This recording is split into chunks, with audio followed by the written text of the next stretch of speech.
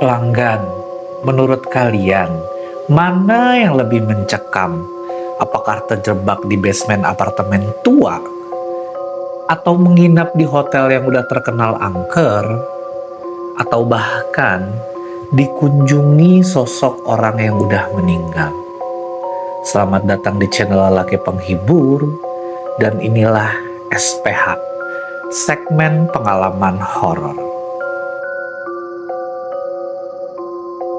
Nah pelanggan, kayak yang udah gue bilang kemarin di video Imeh yang ini nih, kalau kalian belum nonton, nonton dulu. Kemarin kan gue bilang, gue mau menceritain nih pengalaman horor gue pribadi, plus pengalaman horor teman dekat gue waktu kita ini lagi dapat kerjaan nih, jadi terapis panggilan. Gimana ceritanya? Kita langsung masuk aja ke pengalaman pertama ya. Pengalaman pertama ini dari teman dekat gue sendiri pelanggan. Namanya Edi, umurnya ini 43 tahun. Dan pelanggan, Edi dia ini punya weton tulang wengi katanya. Jadi dia itu katanya lahir di hari Minggu Pon. Dan menurut kepercayaan, orang yang lahir di weton tulang wengi ini, mereka ini disukai sama makhluk-makhluk gaib. Pengalaman ini nih kejadiannya nih kemarin di awal bulan Juni. Waktu di daerah Tangerang tuh, khususnya daerah gue, Karawaci, Gading dan sekitarnya. Ini lagi banyak banget nyamuk pelanggan kalau malam. Bahkan gue tuh kalau lagi jalan ke Gading nih, gue banyak lihat area perkantoran tuh pas malam disemprot fogging. Saking banyaknya nyamuk tuh kemarin di awal bulan Juni. Terus di hari itu sekitar jam 5 sore, Edi ini ngeliat nih ada orderan masuk pelanggan di salah satu grup pijit. Orderannya pijit 2 jam buat nanti jam 10 malam. Diambil lah sama Edi itu orderan. Lokasinya itu masih di daerah Tangerang juga, di apartemen tua yang udah tua banget. Dia udah berdiri dari 1997. Bahkan bisa dibilang apartemen ini nih udah jadi landmarknya area Karawaci pelanggan. Karena di tahun 2000-an dan sampai sekarang sih sebenarnya. Kalau kita dari tol atau dari mana-mana, ini apartemen nih pasti kelihatan gitu. Terus pelanggan sekitar jam 10 kurang, Edi ini udah sampai di lobi apartemen. Dan sesuai dari aturan grup pijit, kita ini nih nggak dapat nomor pribadinya CS atau customer. Jadi yang tektokan sama CS tuh si admin. Kita cuma dikasih alamat, nama customer, sama nomor kamar rumah bla bla bla gitulah.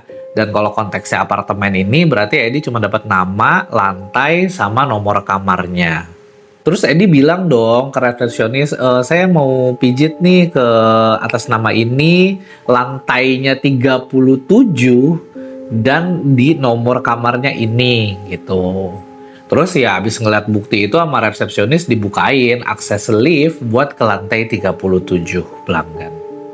Begitu sampai di lantai 37 pelanggan, ketika lift ini kebuka, kata Edi, suasananya tuh langsung berubah. Sebenarnya ya lorongnya biasa aja, kayak lorong-lorong apartemen pada umumnya, lantainya keramik, terus kamar-kamar gang gitu. Cuman kata Edi ini lampunya ini berwarna kuning pelanggan dan cukup redup. Plus ditambah hawanya tuh sepi banget di lantai itu. Edi jalan kan menyelusuri lorong itu buat nyari nomor kamar. Pas nomor kamarnya udah ketemu, sama Edi diketok lah pintunya. Tok tok tok tok gitu kan. Tapi nggak ada jawaban pelanggan. Terus dicoba lagi sama dia, diketok lagi lebih keras. Tok tok tok tok gitu. Tapi tetap nggak ada jawaban gitu. Bahkan sama Edi ini sampai digedor berkali-kali gitu, dok, dok, dok, dok gitu. Tapi tetap si penghuni kamar ini nggak keluar gitu. Terus yang bikin Edi makin bingung nih, tetangga-tetangga sebelahnya juga nggak ada yang keluar pelanggan. Jadi suasananya tuh sepi banget. Padahal ketokan dia tuh udah kenceng banget katanya ya. Jadi seakan-akan kayaknya lantai itu tuh kosong gitu. Karena bingung nggak ada jawaban, Edi ini coba mau ngehubungin admin kan, minta tolong diteleponin. Tapi ternyata pas dilihat handphonenya dia nih nggak dapat sinyal pelanggan di lantai 37. Internet nggak bisa, WhatsApp nggak bisa, telepon manual juga nggak bisa. Jadi mikir ya udahlah gue turun lagi aja lah ke lobby gitu buat dapet sinyal nih, nelpon admin atau minta tolong resepsionis biar dihubungin nih si CS di kamar nomor sekian ini gitu. Jalanlah dia balik lagi pelanggan menuju lift. Pas di depan lift nih ya udah dipencet kan sama Edi, liftnya kebuka. Nah pas Edi masuk lift, dipencet kan sama dia lantai 1 tuh, karena di lift itu nggak ada tulisan lobby atau ground gitu, jadi lobbynya itu ada di lantai 1 pelanggan. Tapi waktu Edi ini mencet lantai 1 itu tuh nggak ada respon dari liftnya pelanggan. Dipencet-pencet sama dia, lampunya tuh nggak nyala dan si pintu liftnya juga nggak ketutup. Edi keluar lagi kan dari lift gitu, keluar lagi, terus masuk lagi, dipencet lagi sama di lantai 1. Tapi tetap juga sama, nggak ada respon. Lampunya nggak nyala dan pintu liftnya juga nggak ketutup. Terus ngide lah dia pelanggan, mencet lantai B, basement. Dia pikir ya udahlah, gue masuk ke basement, terus nanti keluar dari parkiran mobil, terus gue ke lobby. Nah, pas si Edi ini pencet tombol B, basement, itu nyala lampunya jadi merah dan pintu liftnya ketutup. Jebret gitu. Turunlah dia ke basement pelanggan. Begitu sampai di basement pelanggan, ketika pintu liftnya kebuka, Edi ini langsung disambut sama suasana yang beda banget kata dia. Di basement itu tempatnya gelap banget, sangat gelap. Pas Edi ini keluar dari ruangan lift basement, jadi kan biasanya kan ketika lift kebuka kan kita masih di dalam ruangan tuh, kita keluar dulu dari pintu kaca baru masuk basement kan. Nah pas Edi keluar nih dari pintu kaca pelanggan, di basement itu sama sekali nggak ada satupun lampu penerangan pelanggan. Yang ada cuman lampu-lampu kecil dari mesin-mesin di dalam basement itu. Dia juga nggak tahu itu mesin apa. Yang jelas itu mesin kata Edi itu gede-gede, terus berjajar gitu tuh di sekitar basement. Terus pelanggan, keadaan basement itu tuh plafonnya tuh pendek, nggak tinggi gitu. Terus Edi lihat tuh di atas plafonnya tuh dipenuhin sama pipa-pipa. Dan yang kedengeran di basement itu cuman suara-suara mesin satu sama lain yang saling bersautan itu menggema gitu ke seluruh ruangan. Dan ternyata pelanggan, basement itu tuh abis di fogging, entah mungkin sore atau siang. Jadi kata Edi nih di basement ini masih ada sedikit kabut asap tipis gitu, asap fogging yang baunya ini masih menyengat. Dan awalnya Edi mikir kan dia cuma perlu keluar dari basement lewat pintu keluar masuk mobil kan pelanggan. Tapi ternyata setelah mengitari basement itu cukup lama, Edi ini baru sadar ternyata basement ini bukan tempat parkiran pelanggan, tapi tempat mesin-mesin dari apartemen tersebut. Dan gak ada sama sekali jalan keluar yang dia pikir sebelumnya. Terus pelanggan karena mulai ngerasa pengap kan, Edi ini mikir buat balik lagi nih ke ruangan lift yang tadi basement dia turun tuh.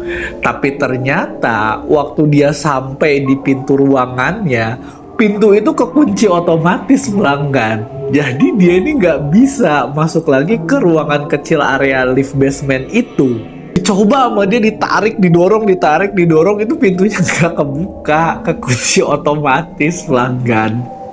Dan saat itu paniklah dia.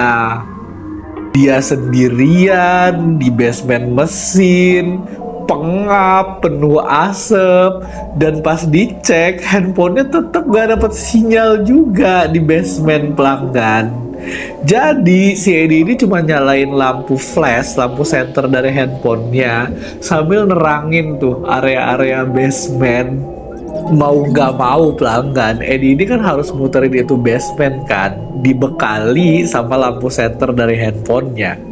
Tapi Tapi belum lama berjalan nih, Edi ini ngedenger ada suara pelanggan. Suara kayak orang teriak gitu, kayak ngobrol satu sama lain gitu. Kayak suara satpam lah yang lagi manggil temennya.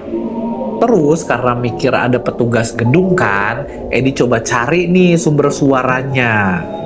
Tapi pelanggan, semakin Edi ini berjalan, lorong yang dilewati ini terasa kayak semakin dalam gitu, semakin berliuk-liuk, yang bikin Edi ini nggak sadar dia ini ada di mana, entah di tengah basement atau di pinggiran.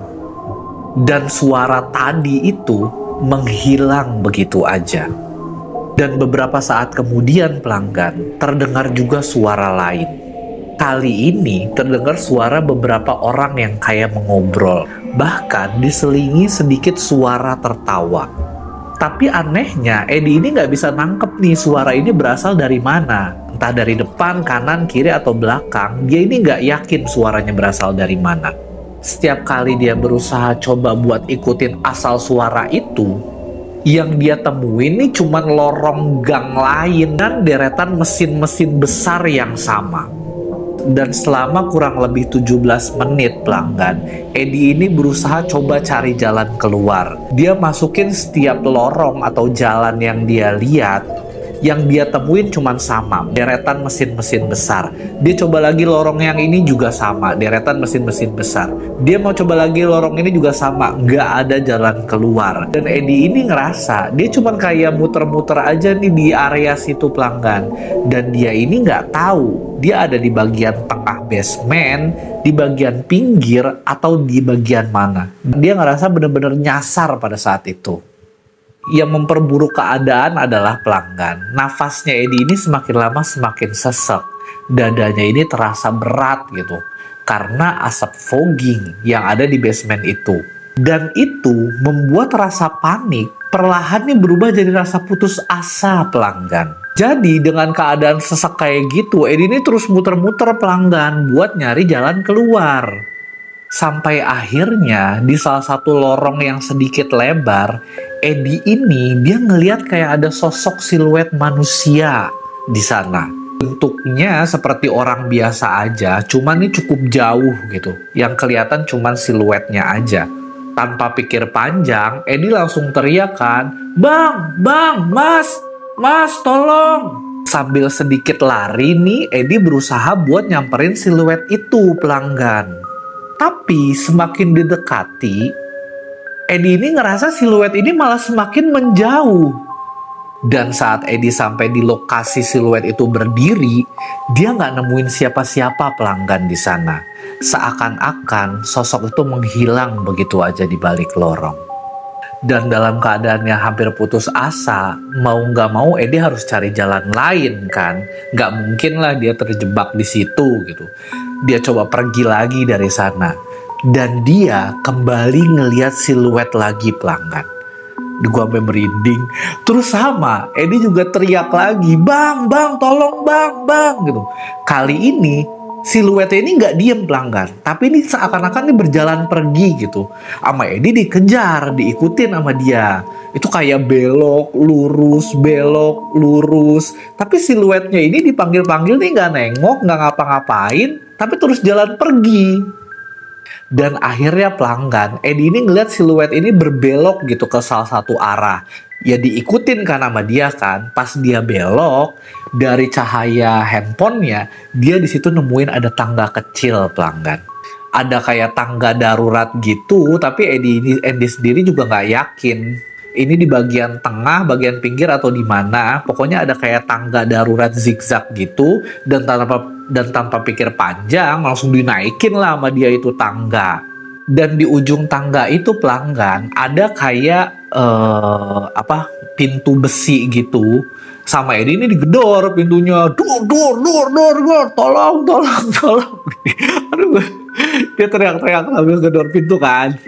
Terus kata Edi pelanggan, yang lucunya nih, Edi ini bisa denger dari balik pintu besi itu, justru kedengeran suara orang-orang di dalam nih yang kaget, ada yang gedor pintu gitu. Lama gitu sama orang-orang gak dibukain, sama Edi terus digedor kan, dor, tolong gitu. Akhirnya itu pintu dibuka sama orang dari dalam. Dan ternyata Edi ini nih sampai di kayak apa sebuah coffee shop gitu kan. Terus dengar tengah-tengah gitu kan, apa napasnya sesek gara-gara fogging gitu. Gitu. Terus orang-orang coffee shop itu bengong gitu, bingung gitu, kok bisa ada orang di basement gitu kan, dari dalam, dari bawah gitu. Terus orang-orang itu nanya gitu, mas ngapain mas di situ gitu. Kata Edi, aduh gua rasanya emosi banget gitu ditanya kayak gitu. Diceritain lah gitu. Enggak, saya ini gini. Ternyata ini bukan tempat parkiran ya, bla bla bla gitu. Terus kata tukang kopi shopnya, apa kata penjaga kopi shopnya gini, iya mas, ini basementnya emang bukan basement parkiran. Parkir mah ada di halaman belakang. Itu cuma basement mesin. Dan nggak ada juga penghuni yang turun tuh ke basement. Dan setelah jam 5 sore, biasanya basement itu memang udah full kosong, nggak ada orang, nggak ada teknisi lagi yang perbaikin mesin cek atau apa-apa gitu. Dan ditambah, memang basementnya abis di fogging karena banyak nyamuk. Tapi Edi cerita kan, enggak kok saya dengar ada suara orang gini gitu. Terus saya juga ngeliat kayak ada siluet satpam apa-apa. Tapi si tukang apa si penjaga kopi shopnya itu membantah, nggak mungkin mas, nggak mungkin ada lagi pegawai yang turun ke basement, kata si penjaga kopi shop. Ya udah, singkat cerita akhirnya Edi ke lobby kan, terus dia ngechat admin, Min gimana sih nih CS-nya nggak bangun-bangun bla bla bla bla gitu. Akhirnya dia minta tolong nih sama resepsionis buat diteleponin nih kamar di lantai 37. Ternyata pas ditelepon diangkat. Jadi si CS-nya ini ketiduran pelanggan. Balik lagi lah Edi naik ke lantai 37. Tapi kali ini nih Edi minta dijemput. Ya udah, CS-nya turun dari atas ke lobby, jemput Edi, naiklah mereka berdua gitu. Terus CS-nya bilang, "Maaf ya Mas, bla bla bla bla bla bla bla bla" gitu. Ini nggak apa-apa Kak, gitu kan. Nah, pelanggan. Uniknya, waktu pijitnya ini selesai, Edi ini minta diantar sama CS nih ke lift supaya dipencetin nomor lobby. Dan pelanggan bener lobbynya itu di lantai 1 dan itu nggak perlu akses lift. Tamu cuman si CS cuma mencet lantai 1, jebret, langsung nyala dan liftnya itu turun ke lobby.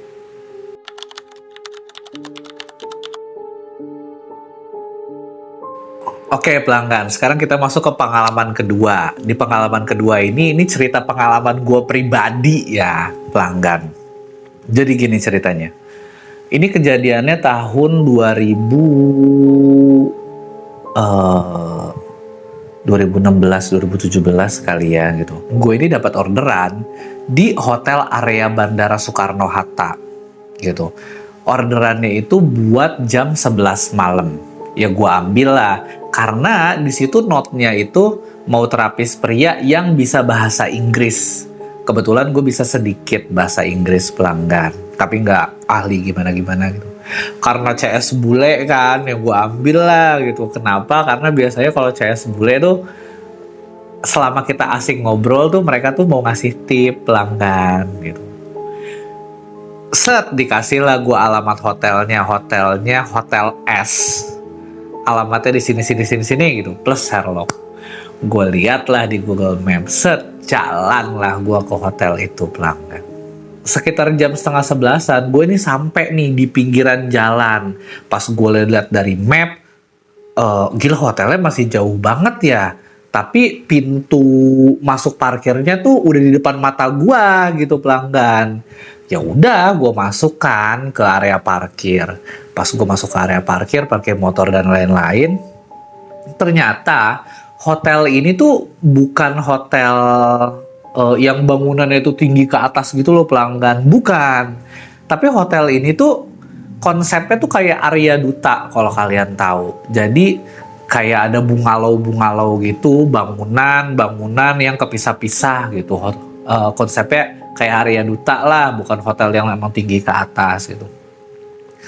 Dan gue pelanggan jalan dari dari parkiran motor itu menuju ke lobi hotel itu jauh banget. Dan sepanjang perjalanan menuju area lobi itu sekeliling gua itu tanaman, danau, pohon gede, nggak ada bangunan sama sekali. Dan jaraknya itu parkiran motor nih dari jalan raya tuh jauh, dan dari bangunan hotel itu jauh. Jadi yang kedengeran itu sama gue tuh cuma suara jangkrik.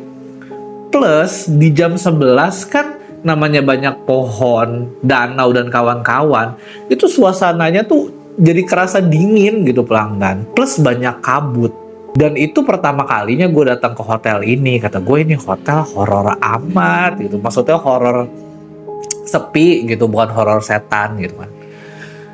Terus pas gue sampai ke salah satu bangunan hotel, pas gue sampai sana ternyata per satu area hotel ini nih cuman ada 2 lantai pelanggan.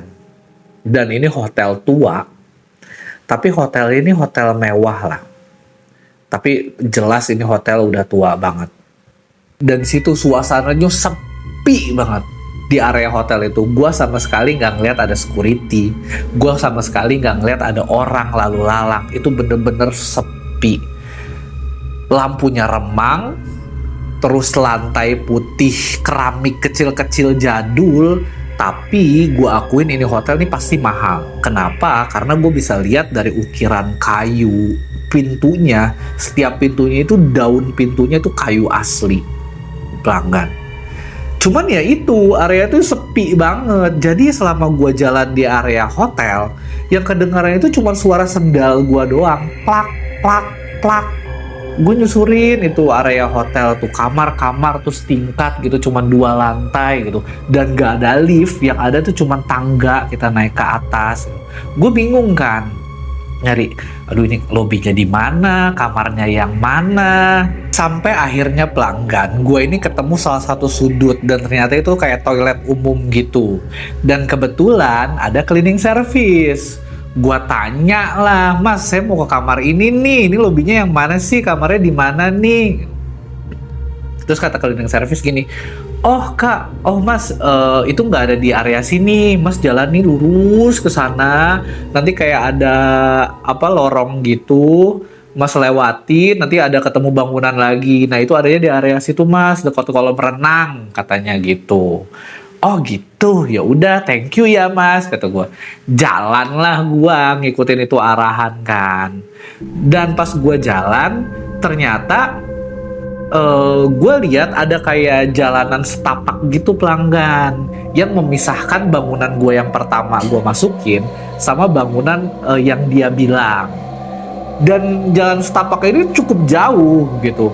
Dan jadi kayak cuma jalan, terus ada kayak kanopinya gitu, kayak rumah sakit zaman dulu deh. Gimana sih? Gitu. Nih fotonya kayak gini nih, kayak rumah sakit zaman dulu lah. Gitu. Terus pas gue jalan nih, di jalan setapak itu kan, itu kanan kiri gue itu pohon-pohon gede pelanggan. Dan suasananya tuh jadi mencekam karena dingin. Udah gitu, suasana pohon gede ini bikin gue nih masuk ke mode waspada gitu. Ini hotel serem amat sih, kata gue. Gak ada kehidupan, gak ada tanda-tanda kehidupan sama sekali gitu. Dan ketika selesai ngelewatin jalanan itu, kan gue masuk ke area bangunan berikutnya kan, sama konsepnya kamar-kamar lantai 2, terus ada tangga gitu, kamar-kamar itu tetap juga nggak ada orang, nggak ada siapa-siapa, yang kedengeran tetap suara sendal gua, plak plak plak plak gitu. Singkat cerita, ketemulah gua tuh akhirnya sama itu nomor kamar. Di depan pintunya gua ketok kan, excuse me, tek tek tek. Ya so Inggris banget ya. Ketok. Itu pelanggan, pintunya itu tuh bener-bener kayu asli loh, ukirannya bagus gitu, tebel gitu pelanggan. Pas si CS-nya buka pintu, gua masuk, suasananya bikin gua nggak suka. Kenapa? Karena dipannya itu dari kayu, terus kusennya itu pelanggan dari kayu, Ditambah pintunya kan juga kayu gede. Kamar mandinya, ini nih jelas banget hotel ini udah tua banget gitu. Dan furnitur yang full kayu itu ditambah udara malam, itu bikin bau yang gak enak pelanggan. Jadi kayak ada bau jamur, bau kayu lapuk, atau bau kayu lembab lah. Itu gue gak suka banget.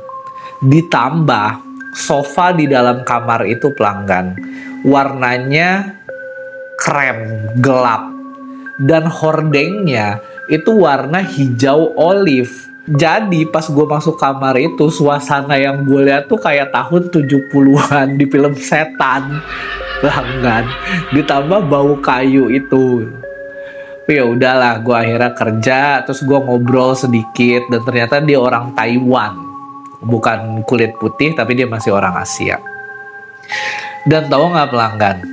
Ternyata dia itu pesen pijit itu bukan karena dia pegel, tapi dia karena ngerasa serem juga di dalam hotel itu. Dia ngerasa nggak nyaman, cuman pengen ditemenin gitu.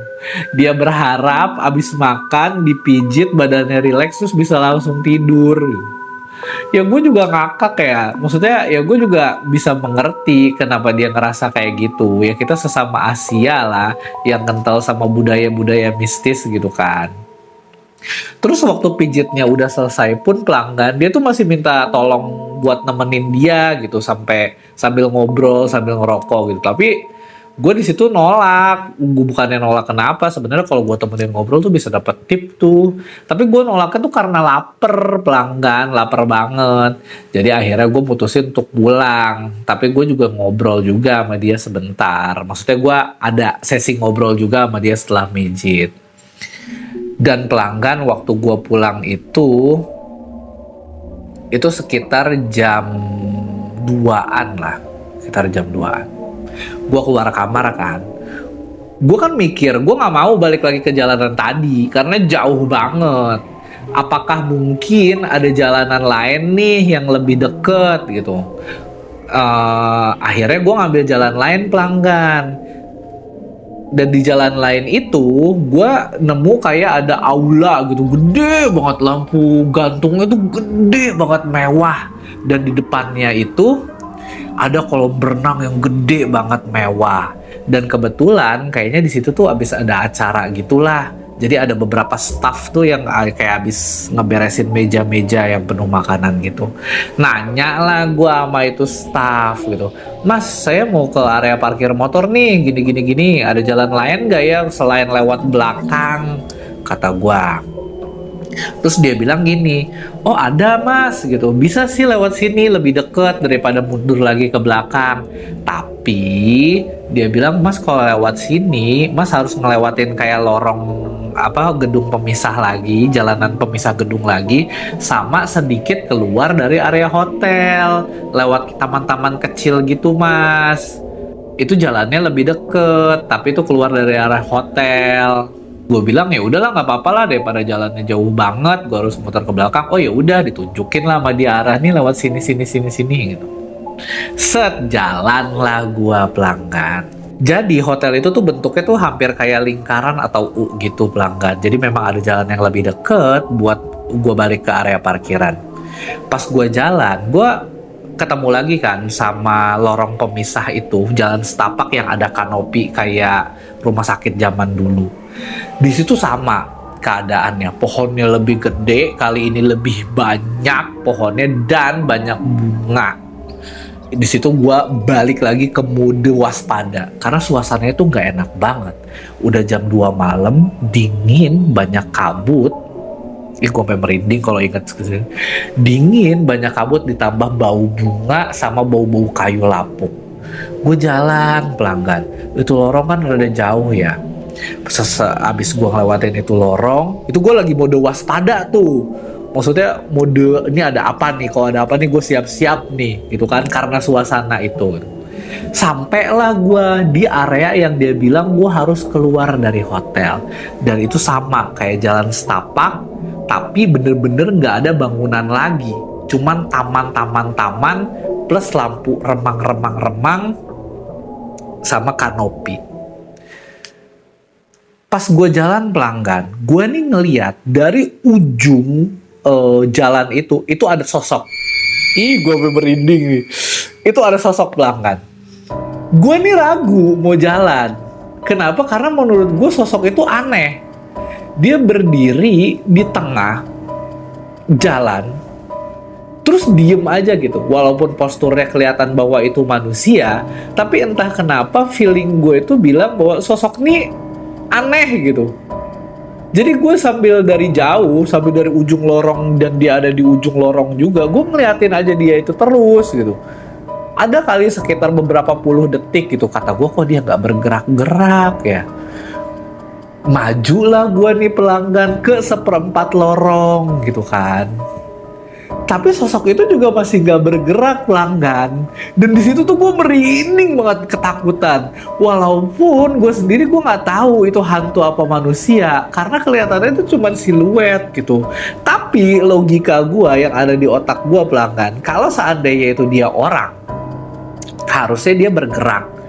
Atau kalau seandainya dia itu satpam atau apalah gitu kan, ngelihat gue yang ragu mau jalan maju mundur gitu, dia harusnya nyamperin gue dong. Nggak mungkin cuma berdiri aja. Dan gue juga nggak buta, gue bisa bedain mana orang mana benda gitu kan. Dan gue yakin dengan mata kepala gue sendiri itu orang. Tapi karena dia nggak bergerak dan suasana kanan kiri gue ini kebon lah gitu, taman-taman horor yang penuh pohon, itu bikin gua bener-bener bimbang pelanggan antara gua mau maju atau gua mundur. Lebih dari seperempat jalan dikit nih, karena itu sosok juga nggak bergerak, nggak noleh, nggak apa sedikit pun. Akhirnya karena di dada gua dirasa ketakutan udah kuat banget, gua mutusin balik lagi pelanggan, mundur lagi ke jalanan awal. Gue milih buat lewat jalanan area hotel aja. Dan sama, gue harus ngelewatin jalanan yang tadi. Tapi pelanggan gini, walaupun pelanggan, gue nggak tahu itu setan atau orang, tapi yang jelas itu horor.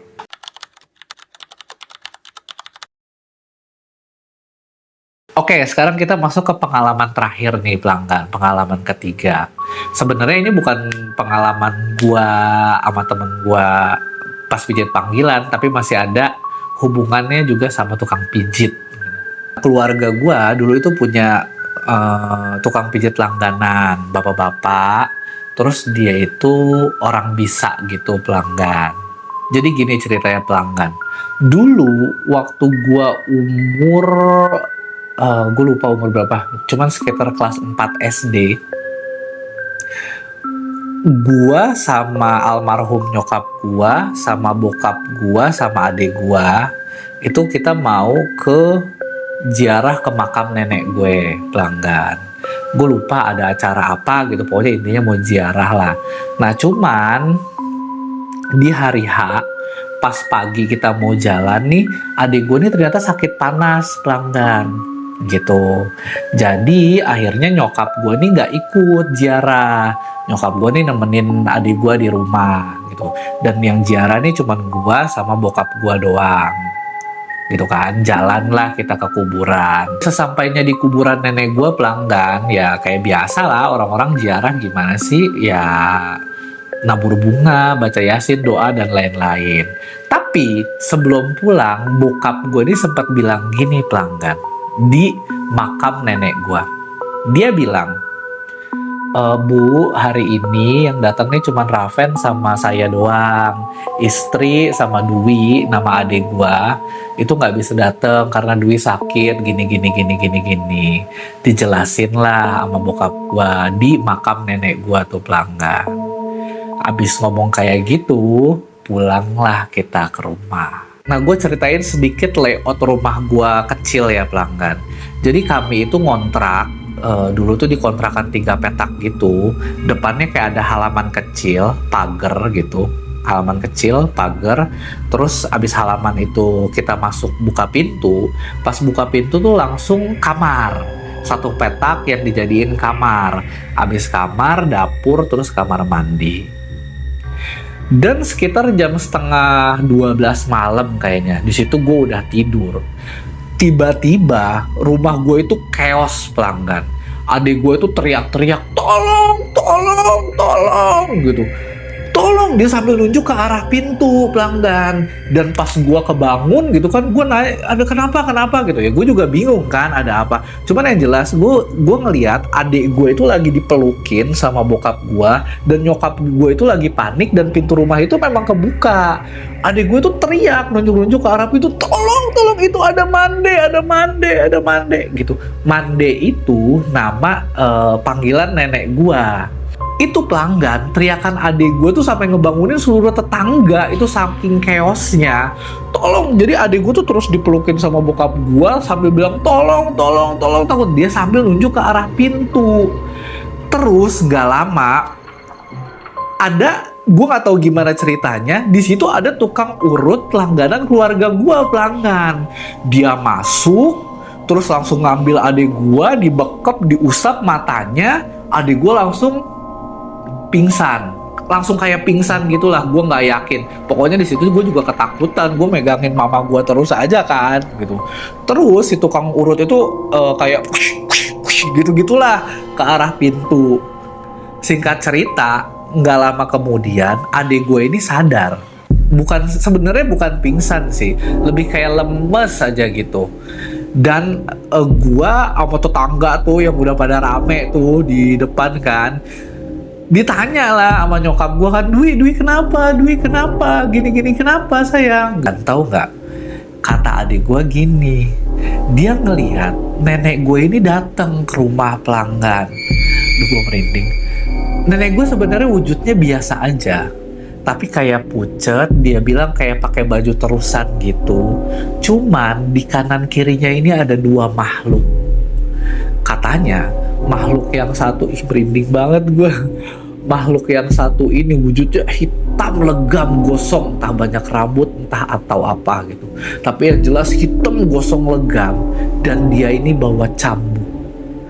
Dan sosok satunya itu putih banget, putih tapi mukanya rata. Dan mereka itu ngegandeng nenek gua. Nenek gua itu ada di tengah-tengah. Gitu. Nenek gue ini mau masuk pelanggan, tapi sama sosok yang hitam ini ditarik buat keluar. Sedangkan sosok putihnya ini diem aja.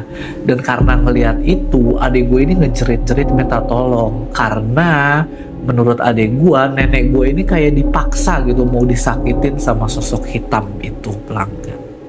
Ya tapi gue sendiri juga nggak tahu ya, kalau misalkan kita mau bedah secara hadis, apakah yang datang itu memang beneran arwah dari nenek gue atau bukan, gue juga nggak tahu. Bisa jadi arwah, atau mungkin bisa jadi juga jin yang memang lagi berkeliaran di kuburan. Yang waktu bokap gue ngomong itu ya mereka iseng aja kali. Gue sendiri nggak tahu, gue nggak bisa mengklaim gitu. Ya bisa aja sama kayak ceritanya Kiki nih di video yang ini. Tapi kalau misalkan kita mau bedah lagi secara hadis sih, ya banyak kemungkinan lah pelanggan.